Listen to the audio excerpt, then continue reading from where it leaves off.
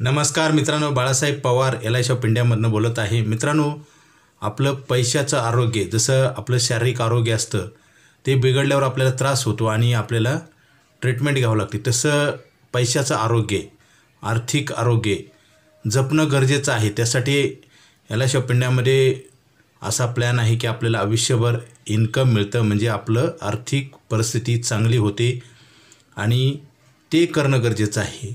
जसं एखादा आजार लवकर आपल्या लक्षात येत नाही, तपासण्या करतो आपण, डॉक्टरसुद्धा कधी चेंज करतो, निदान लागत नाही एखाद्या आजाराचं, तसं पैशाचा आजार हा प्रत्येकाला आहे। प्रत्येकाला म्हणजे आजार म्हणजे पैशाची कमतरता, वेगळा अर्थ घेऊ नये, पैशाची कमतरता प्रत्येकाला आहे। पृथ्वीवरल्या प्रत्येक माणसाला पैशाचा आजार आहे। पैशाचा आजार म्हणजे पैशाची कमतरता बऱ्याच व्यक्तीला आहे, परंतु जाणवत नाही किंवा लक्ष दिलं जात नाही। मित्रांनो, कुठलाही आजार जर आला गंभीर तर त्याच्याकडे आपण लक्ष नाही दिलं तर तो आजार मोठा होतो आणि परिणामी माणसाचा जीवसुद्धा जातो शारीरिक आजाराबाबत।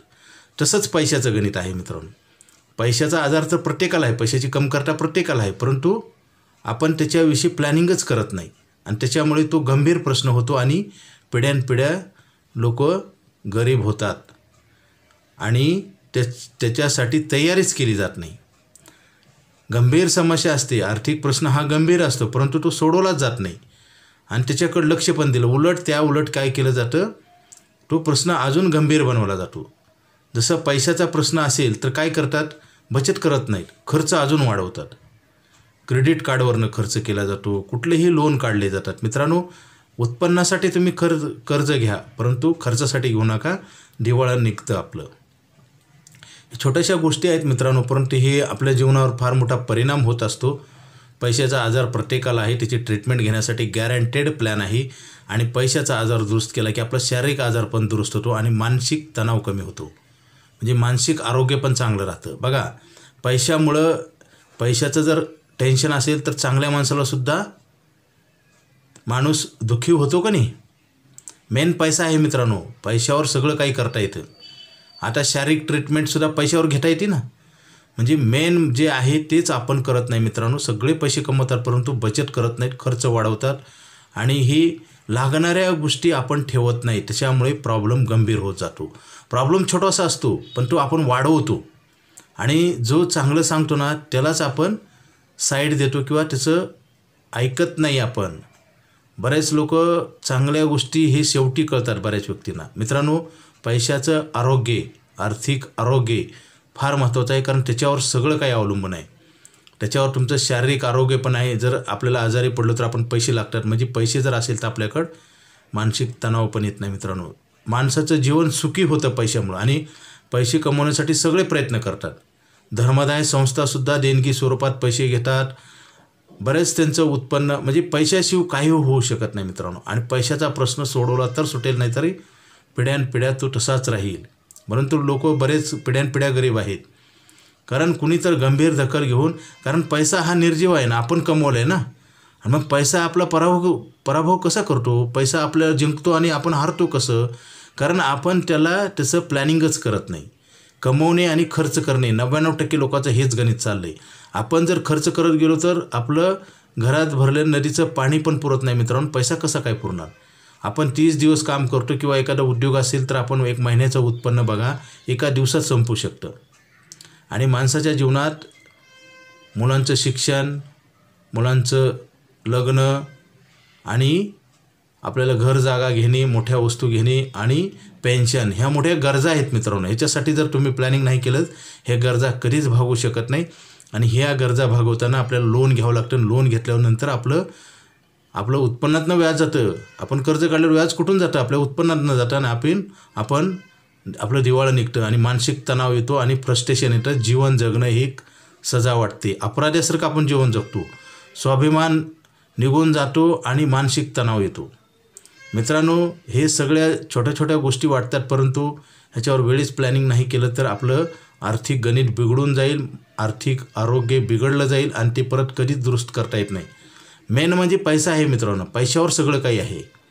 शरीराची सुद्धा ट्रीटमेंट घेताना एखादा आजार झाला, काही दुर्घटना घडली तर आपल्याला पैसेच लागतात ना।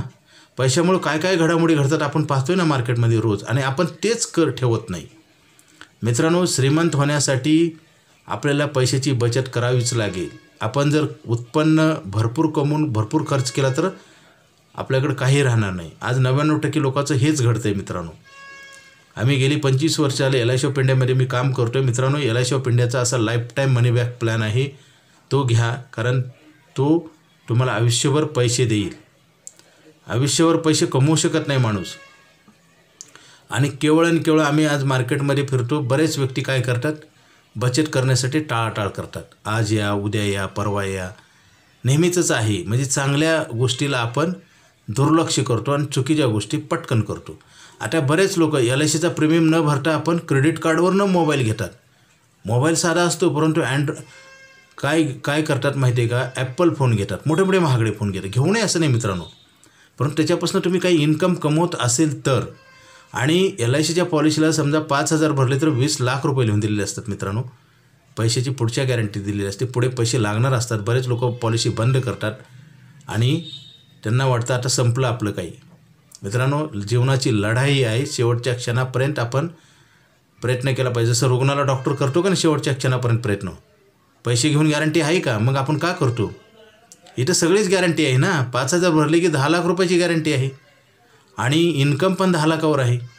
मॅजिकल प्लॅन असतो मित्रांनो. ही LIC ऑफ इंडिया ही भारत सरकारची संस्था आहे. इथं आयुष्यभर इन्कम देणारा प्लॅन आहे. लवकरात लवकर घ्या. आपण जेवढं दुर्लक्ष करू ना तेवढं आपलं संकट वाढत आहे मित्रांनो. वेळ किती राहिल्या माहिती नाही, वेळ मर्यादित आहे. इन्कमचं सुद्धा वर्ष मर्यादित असतं. 60 वर्षी रिटायर होतो कोणी माणूस, खर्च शेवटपर्यंत चालू असतो. मग आपल्याला कोण पैसे आणून देईल. आपण कुठल्या भरोश्यावर दिवस काढतो. आपण आपल्याला परिस्थिती जे आहे ना ते तर बदलायचं आपल्या हातात आहे ना. मग आपण योग्य वेळी बदलत नाही ना. आपण चांगलं सांगणाऱ्यालाच आपण बगल देतो, त्याला साईड देतो, त्याला टाळाटाळ करतो. मित्रांनो, इथंच आपली वाईट दिवसाची सुरुवात होते. बरेच माणसं म्हणतात वाईट दिवस कसे आले. बघा, नशिबात काय घडणार हे कुणाच्याच हातात नाही, परंतु कर्म तुमच्या हातात आहे ना. तुम्ही कर्मच करत नाही, पैसेच ठेवत नाही तर पैसे वाढतील कुठून. पैसे आपण ॲडव्हान्समध्ये खर्च करतो, क्रेडिट कार्डवरनं खर्च करतो आणि पगार आली की आपल्या व्यवसायातलं उत्पन्न आलं की संपून जातं. हे चक्र चालू आहे आणि हे बदललं पाहिजे तरच तुमचं जीवन सुखी होईल. नसता अन्यथा जन्माला आलो काय आणि गेलो काय, काही फायदा नाही मित्रांनो. पिढ्यानपिढ्या लोक गरिबीमध्ये आहेत मित्रांनो. आणि आता तर सगळी महागाई वाढल्या, लोकसंख्या वाढल्यामुळे पगार कमी मिळतो, व्यवसायामध्ये कॉम्पिटिशन आहे. हे हजारो प्रश्न आहेत. त्याला उत्तर एकच आहे की बचत करणे, खर्च कमी करणे, काटकसर करणे. आपण खर्च धुमधडाक्यात करतो. एखाद्या मॉलमध्ये गेलं तर वस्तू आपण डिस्प्ले लावल्या असतं बघून आपण खरेदी करतो. मनात नसतं, प्लॅनिंग नसतं. इन्कमचा आपण अंदाजच घेत नाही, त्याच्यामुळे कर्जबाजारी पण होतो. म्हणून माणूस जे होतो ना आर्थिकदृष्ट्या कमजोर, हे हातानं होतो. माझा 100% दावा आहे मित्रांनो. ज्या बँकेनं मला 50,000 रुपये कर्ज दिले नाही, आज मला 50 लाख रुपये लोन मिळते. म्हणजे आपल्याला जे प्रॉब्लेम येणार आहेत, आर्थिक प्रॉब्लेम, त्याच्यावर आपण कामच करत नाही. मला सांगा, एखाद्या गोष्टी मला सांगा, विद्यार्थ्यांना अभ्यासच नाही केलं तर पास कसा होईल. तेच चाललेलं आहे मित्रांनो. हे कलियुग आहे. पूर्वीच्या काळामध्ये आम्ही लोक ऐकून घ्यायची, करायची, LICचे प्लॅन काढायची, परंतु आता काळ बदललेला आहे. आता लोकांना SIP, mutual fund, multi marketing कंपन्या, कुठं जास्त पैसे देते म्हणलं की तिथं ते परत मिळतील का हे बघत नाहीत. जसं टोरेस्टमध्ये आज घोटाळा झाला. टोरेस्टचा ज्वेलरीचं एक दुकान होतं मुंबईला, टोरेस्ट, तिथं घोटाळा झाला. तिथं अजिबात विचार केला जात नाही. रिफंड येतील का हे बघितलं जात नाही. फक्त 2% 3% जास्त मिळतात ना, चला. हा सुद्धा बघा, काही लोक खर्च धुमधडाक्यात करतात. करू नये असं नाही मित्रांनो, तुमचेच पैसे आहेत, सांगायचा अधिकार नाही. परंतु चांगल्या गोष्टी कुणीतरी सांगितल्या पाहिजेत, कुणीतरी ऐकल्या पाहिजेत, तर त्याचा फायदा होतो. नाहीतर काय, पैसे येतील आणि जातील, आयुष्य पण संपून जाईल, प्रश्न जागेवरच राहील ना. आता मुलांना जर शिकायला चांगले पैसे जर नाही मिळाले शिक्षणाला तर काय होईल. पुढे त्याला चांगली नोकरी लागणार नाही, त्याला ज्ञान मिळणार नाही, ज्ञान मिळाल्याशिवाय चांगला व्यवसाय पण करता येणार नाही. हे असे प्रश्न निर्माण होतात मित्रांनो. आपण करतो तसं पैशाचं आरोग्य, प्रत्येक जणाला आपण पैशाच्या बाबतीत आपण आजारी आहे हेच माहिती नाही, आणि असलं तरी त्याची ट्रीटमेंट घेतली जात नाही. आमच्याकडं फायनान्शियल ट्रीटमेंट, आर्थिक ट्रीटमेंट आमच्याकडं गॅरंटेड आहे, थोडे भरून मोठी गॅरंटी आहे. आणि काहीच नाही झालं तर पैसे रिफंड मिळतात. जसं हॉस्पिटलची आपण ट्रीटमेंट घेतो, काही नाही झालं तर आपले पैसे मिळतात का आपण दिलेले. साधे 2 रुपयाची आपण डोकं दुखायची गोळी घेतो, डोकं दुखायचं नाही थांबलं तर 2 रुपये मिळतात का परत. मागून बघा ना. शाळेमध्ये मुलाला आपण पाठवतो, नापास झाल्यावर खर्च झालेला मिळतो का परत. शेतकरी पेरणी करतो, उगल नाही तर ज्या कंपनीचं बियाणं आणलं त्या कंपनीत देतात का पैसे तुमचे बियाण्याचे. मित्रांनो कुठंच गॅरंटी नाही, फक्त LIC ऑफ इंडियामध्ये गॅरंटी आणि ही सरकारची संस्था आहे आणि इथं आता आयुष्यभर इन्कम मिळणारा प्लॅन आहे. आपण जर पावलं जर नाही उचलले तर आपण आपला पाय खोलात जाईल आणि तो कधीही निघणार नाही, तो गाळामध्ये जाईल. माणसं जातात ना आर्थिकदृष्ट्या, माणसं कमजोर होऊन बर्बाद होतात मित्रांनो. मोठमोठ्या लोकांचं उदाहरण आहे. मोठमोठे लोक बघा आर्थिकदृष्ट्या प्लॅनिंग नाही न केल्यामुळं ॲक्टर AK हंगल आज जेवण करायला पैसे नाहीत मित्रांनो. सचिन तेंडुलकरसोबत जो काम करत होता ना विनोद कांबळे, आज काय परिस्थिती आहे मला सांगा ना. रेमंडचा मालक सिंगानी, आज काय परिस्थिती आहे. बऱ्याच लोकांचं असं होतं मित्रांनो. अशी उदाहरणं भरपूर आहेत. जसं सचिन तेंडुलकरनं प्लॅनिंग केल्यामुळे आज सचिनचे दिवस कसे आहेत सचिन तेंडुलकरचे, आणि त्याचाच मित्र विनोद कांबळे, आज त्यांची काय परिस्थिती आहे.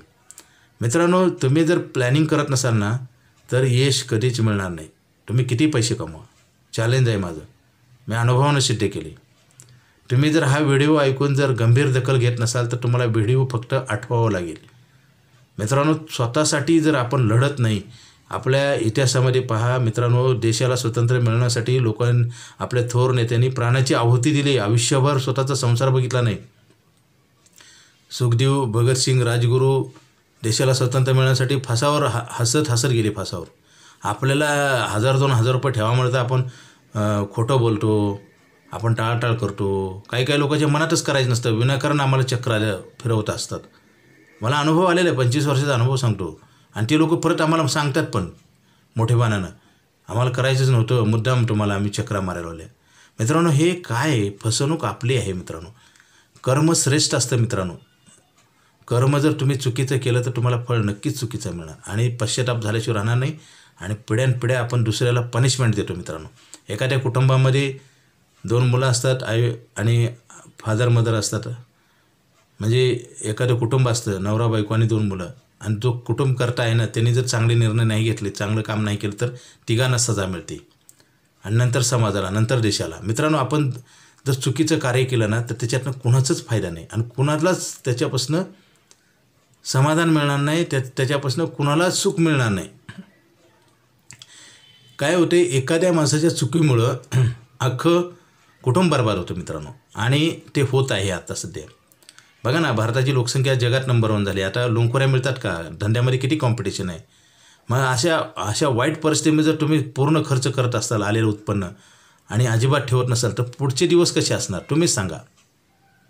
काय होतं, आपण ज्या चुका करतो ना त्याचीच आपल्याला फळ भोगावं लागतं. म्हणून पैशाचं गॅरंटेड ट्रीटमेंट आहे मित्रांनो. आर्थिक ट्रीटमेंट, फायनान्शियल प्लॅनिंग करा, त्याच्याशिवाय आपल्याला चांगले दिवस येणारच नाही. तुम्ही किती पैसे कमवा, किती मेहनत करा, काही उपयोग होणार नाही.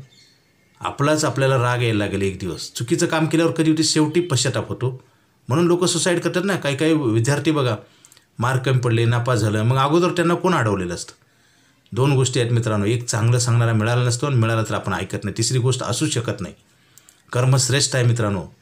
मनात येणारे विचार चांगले आणि कंटिन्यू ॲक्टिंगमध्ये राहणं, कंटिन्यू प्रोसेसमध्ये करणं. जसं आपण खाल्ल्या प्रोसेस होतं ना पचायला, आपण अन्न खाल्ल्यावर पचन होतं ना, नाही पचन झाल्यावर काय होते बघा. तसंच आहे आपल्या मनात येणारे विचार, ब्रँड विचार आले पाहिजेत आणि कंटिन्यू वर्क केलं पाहिजे. आता बघा चांगलं काम करताना तर सगळे आपल्याला विरोध करतच असतात, परंतु आपण त्याच्याकडे लक्ष नाही दिले पाहिजे. तसं जर लक्ष दिलं असतं तर देशाला स्वातंत्र्य मिळालं नसतं. आज मला सांगा, देशाच्या स्वातंत्र्यासाठी महात्मा गांधींनी, मोठमोठ्या आपल्या शिवाजी महाराजांनी, थोर नेत्यांनी किती परिश्रम केलेला आहे. आपण जर चांगल्या गोष्टीसाठी कोणाचं तर ऐकून आपण जर टाळत असेल तर आपलं नुकसान होते. म्हणून LIC ऑफ इंडियाचा लाईफ टाईम मनी बॅक प्लॅन आहे, लवकरात लवकर घ्या. गॅरंटेड आर्थिक प्लॅनिंग आहे मित्रांनो. माझा मोबाईल नंबर 9890468671. हा नाही लागला तर दुसरा एक नंबर आहे 9890768562. पवार बाळासाहेब. लगेच फोन करा. Okay, thank you.